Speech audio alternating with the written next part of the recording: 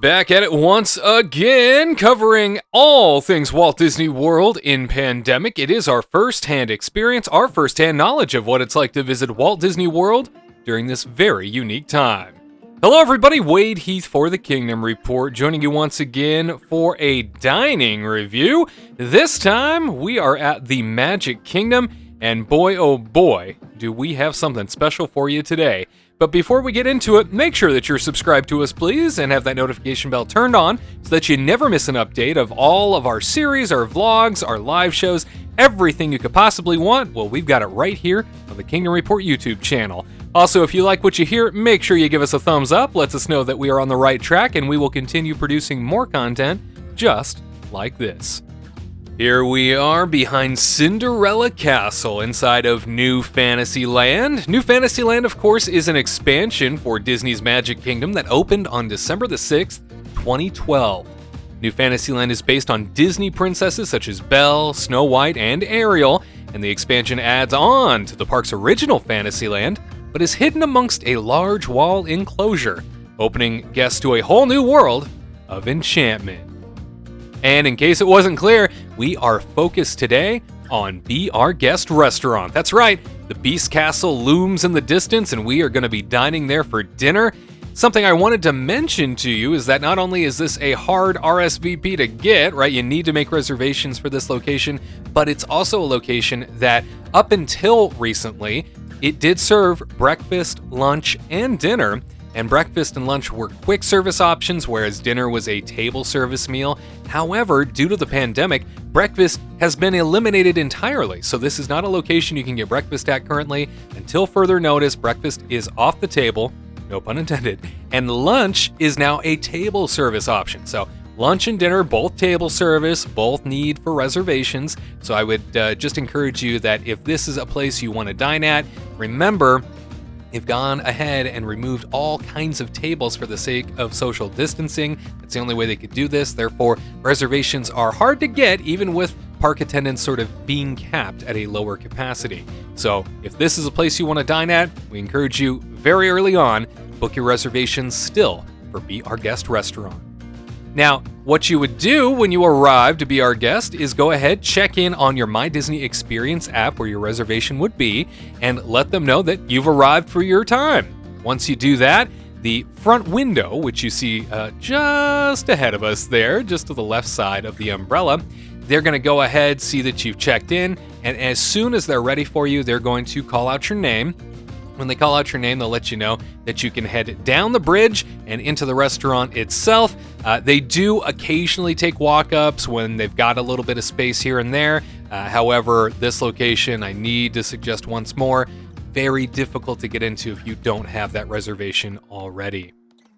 Now, this location is considered regal dining. They say table service, lunch, and dinner includes a prix-fixe 3-course menu featuring French-inspired dishes that are just delicious, and start your meal with your choice of a scrumptious appetizer like French onion soup, lobster bisque, or a selection of assorted meats and cheeses. For your main course, select from a medley of mouth-watering entrees, including filet mignon, tortellini, and other savory delights. Afterwards, save some room for our trio of delectable desserts.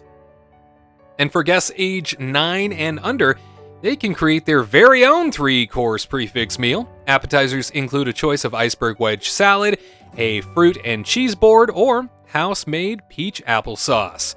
And for the main course, kids can choose from grilled beef tenderloin, pan-seared chicken breast, or macaroni and cheese. Seasonal fruit served with yogurt dip, or a trio of mini desserts top off this scrumptious meal on a sweet note. All kids' prix-fixe meals also come with a choice of milk, bottled water, or apple juice. The 3-course dining experience is $62 for adults, ages 10 and up, and $37 for children, ages 3 to 9. Tax and gratuity are not included. Once down the long bridge, you're in the lobby area. You just wait for them to call your name to be seated. As you are waiting, they do ask you to find a dot in which to stand on. Of course, these are all socially distanced for you. I waited down the suit of armor corridor here. This location is typically where for breakfast and lunch, they would route you to wait sort of in line. You would go up to a cashier stand. order what you want, and then you'd go find a table yourself. Well, for dinner, you just kind of wait around for them to come to you, and then they will take you to a table that they have designated. This suit of armor hallway is a lot of fun because these suits of armor talk to each other. Some of them are even asleep, so listening to them is quite comical. Great way to waste some time is to listen to these various suits of armor. However, it didn't take long at all. This location, while it was hopping, very few people were having to wait for very long at all. So I think grand total was about 8 minutes of waiting in that hallway, and then they called me up and said, "It is time to go to your table, sir." Here is the Grand Ballroom. Yes, it is just as spectacular as it looks. It is a wonderful ode to Beauty and the Beast, a perfect sort of scene of the film to walk into. Definitely a dream, and something that the restaurant definitely banks on, that you are excited to see this. This is kind of, where they put all the eggs in, was this one basket of wow factor, and boy, do they hit you hard when you walk in and see that for the first time. It is quite overwhelming.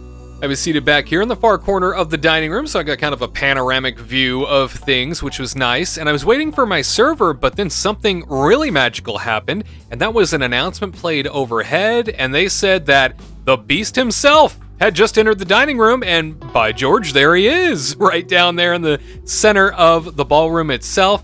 He came out, sort of waved, bowed, and wished everybody well. Now, this is not considered character dining, and I know that if you've ever looked into Be Our Guest restaurant before, he does appear at dinner time. It's been noted that the Beast does make an appearance. I didn't know if that was still in effect during the pandemic. It looks like he does come out, he does wave.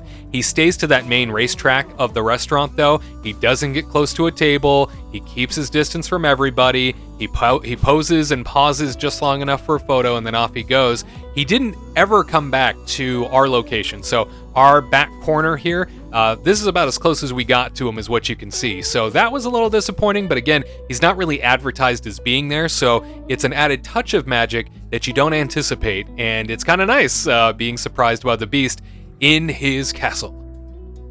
A lovely assortment of bread was brought to the table. In addition to the assortment of bread, also came a whimsical touch of Mickey Mouse butter, because you can't have bread without Mickey butter, because it just makes everything taste a little bit better, I think. So when they do these little touches, whether it's ketchup or just a general condiment, and they make it into a Mickey head, I don't know why, but the 5-year-old in me gets so geeked out. It's such a wonderful little touch that I think, oh, look, my butter's Mickey. I can't believe it. So I'm easy to please, apparently. But first up, my appetizer arrived, the French onion soup. As I had mentioned before, you can choose from a variety of options since it is a prefix meal. So I went with the French onion soup. This, my friends, was so rich, and it, oh my gosh, mouth's watering right now. I can taste it again. So I'm a sucker for a good French onion soup, and this was melted to perfection. The ooey gooey cheesy goodness mixed with the rich overtones of the caramelized onions, and just how nice and piping hot this soup was amazing, and definitely something that I would encourage all of you to get if you are deciding to sit down for a prefix meal at Be Our Guest. It is a place that can occasionally hit it out of the park, and I've had breakfast, lunch, and now dinner here. I will tell you that for breakfast, it's pretty typical fare. Not at all enticing, not at all exciting. You're just there for the ambiance. Lunch can be hit or miss based on what you get. And dinner, since this is my first time having dinner here, I was very impressed with the French onion soup and thought, all right, not bad. I'm going to grab this again. If I ever had an opportunity to get this French onion soup, like from a quick service pickup window on the side of Be Our Guest, I would get that. One of the nice things about it too is that you can dip that complimentary bread that comes along with the meal into your soup, and just have a carb fest. Just keep on eating, and want to pass out by the end because you've stuffed yourself so well just on your appetizer alone. It was everything I would have wanted in my French onion soup, but But it was entree time, and as I had mentioned, just like I did with the appetizers, you can select from what you would like. I decided to go with the herb-salted pork tenderloin. Now, this came with a bit of a vegetable medley, if you will.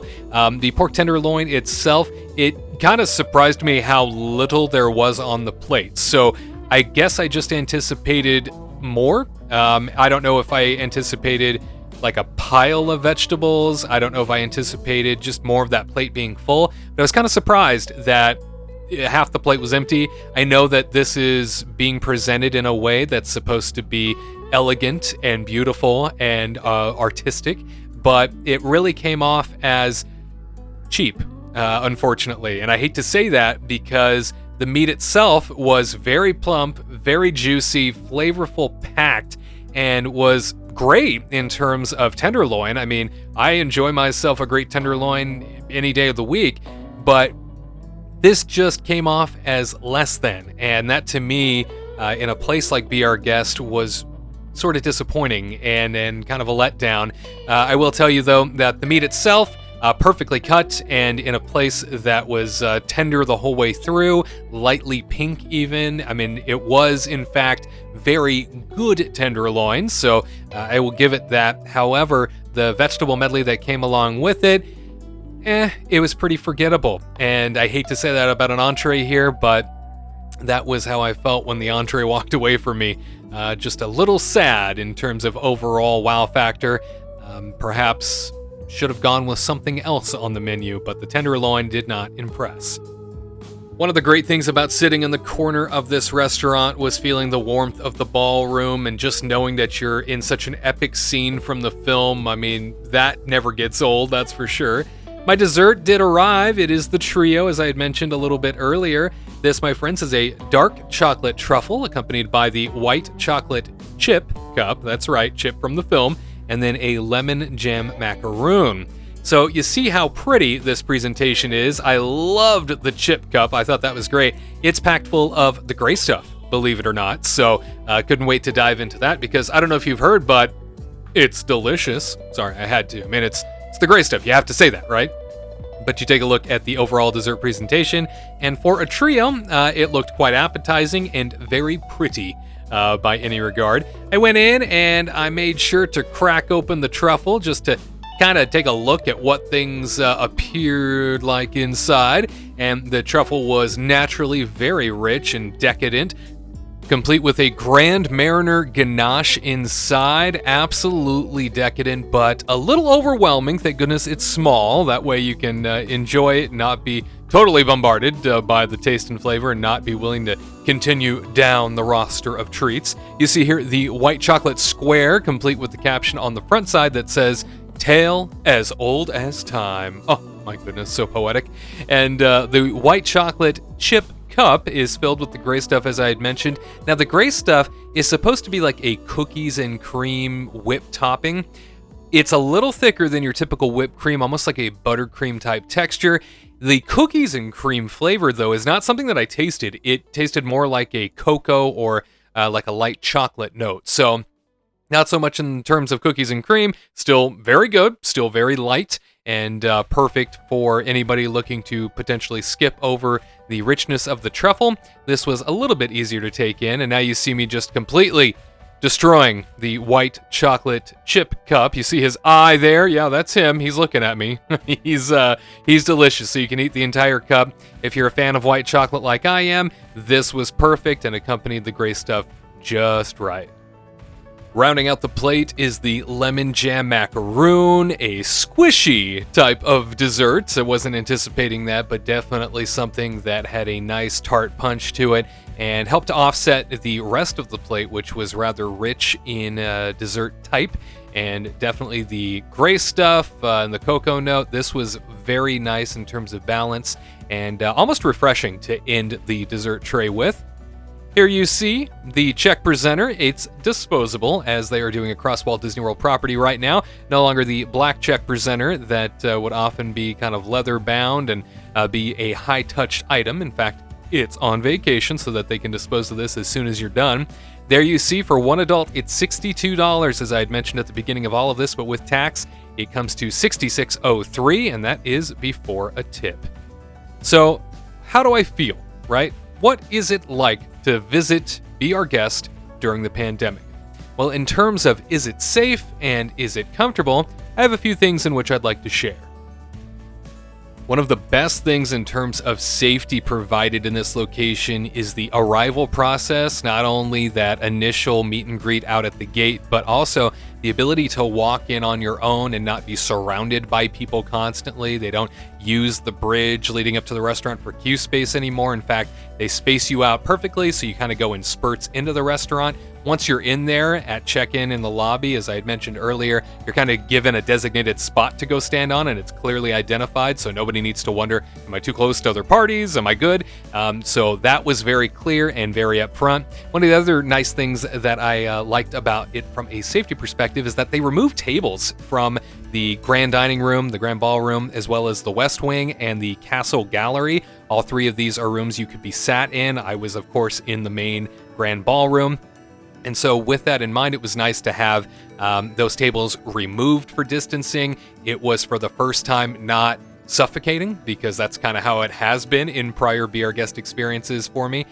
You go in there and you're basically sitting right next to somebody within inches. Right now, though, very spaced out, very nice. The digital menus and disposable checks are always a nice touch from a safety perspective at all dining locations that we've been to during the pandemic. From a comfort level, I will tell you that few to no rolling carts at dinner are such a blessing. Usually they have the rolling carts during quick service lunch and breakfast to try and find you in the restaurant. They bring your food out on these carts, and they're so loud. With that comes the intrusive acoustics of everything, and the restaurant itself is just so unbearable when it comes to the sound. And that is something that I try and encourage everybody to think about.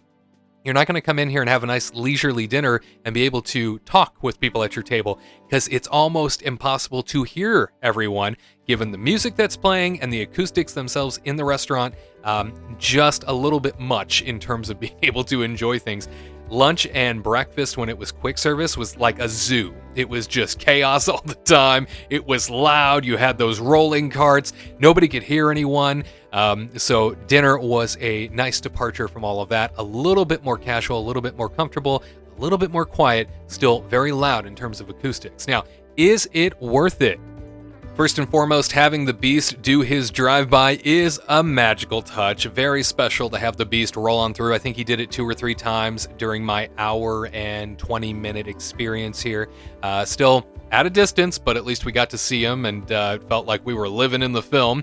The food does feel like it's mass-produced, unfortunately, kind of like banquet style almost, and so not all of the food tastes like it was made specifically for you. It feels like it was made for an army, and that's how it comes off, unfortunately. For the price that you're paying, that's really too bad. And here you are paying for the surroundings more than anything else.